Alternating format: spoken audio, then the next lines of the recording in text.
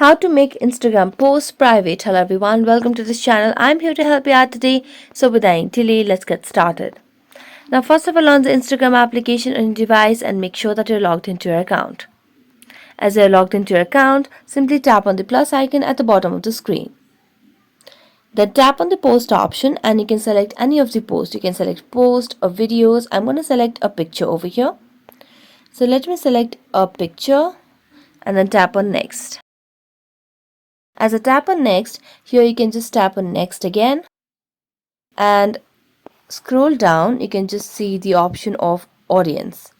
So here you can just tap on close friends and you can just add limited people or just one person who it might be anyone very close to you. So after doing that, you can just go back and post it, and that's how you can just make Instagram post private. So that's it. Thank you so much for watching this video. See you next time.